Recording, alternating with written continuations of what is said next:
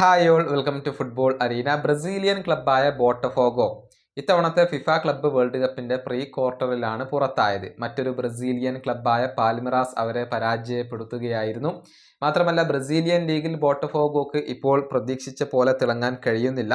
കാരണം പോയിന്റ് പട്ടികയിൽ 8ാം സ്ഥാനത്താണ്. 11 മത്സരങ്ങളിൽ നിന്ന് 18 പോയിന്റുകൾ മാത്രമാണ് അവർക്കിപ്പോൾ നേടാൻ കഴിഞ്ഞിട്ടുള്ളത്.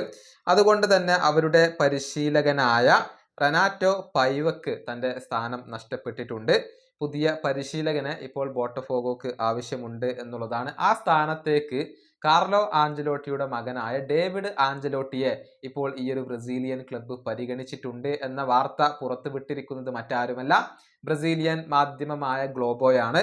അതായത് ഡേവിഡ് ആഞ്ചലോട്ടിയെ സമീപിച്ചിട്ടുണ്ട്, അദ്ദേഹത്തെ ലഭിക്കുമോ എന്നാണ് അവർ തിരക്കിയിട്ടുള്ളത്.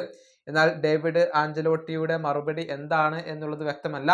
നമുക്കറിയാം, നിലവിൽ കാർലോ ആഞ്ചലോട്ടിയുടെ സഹായിയായി കൊണ്ട് ഡേവിഡ് ആഞ്ചലോട്ടി ബ്രസീലിയൻ ദേശീയ ടീമിനോടൊപ്പമാണ് ഉള്ളത്. അദ്ദേഹം മുഖ്യ പരിശീലക സ്ഥാനത്തേക്ക് എത്തും എന്നുള്ള റൂമറുകൾ ഉണ്ടായിരുന്നു. പക്ഷെ പിന്നീട് അദ്ദേഹം ബ്രസീലിൽ ജോയിൻ ചെയ്യുകയായിരുന്നു. കാർലോ ആഞ്ചലോട്ടി വന്നതിന് ശേഷം കുറച്ചൊരു ഇടവേളയ്ക്ക് ശേഷമായിരുന്നു ഡേവിഡ് ആഞ്ചലോട്ടി വന്നിരുന്നത്. ഏതായാലും ബ്രസീലിയൻ ദേശീയ ടീമിലെ സ്ഥാനം നഷ്ടപ്പെടുത്തിക്കൊണ്ട് ഇപ്പോൾ ഡേവിഡ് ആഞ്ചലോട്ടി ഈ ഒരു ബോട്ടഫോഗോയുടെ മുഖ്യ പരിശീലക സ്ഥാനത്തേക്ക് എത്തുമോ എന്നുള്ളതൊക്കെ കാത്തിരുന്ന് കാണേണ്ട കാര്യമാണ്. അച്ഛനെ സഹായിക്കാൻ തന്നെയായിരിക്കും ഡേവിഡ് ആഞ്ചലോട്ടിയുടെ ഒരു തീരുമാനമുണ്ടാവുക. ഈ വീഡിയോ അവസാനിപ്പിക്കുന്നു. അടുത്തൊരു വീണ്ടും കാണാം.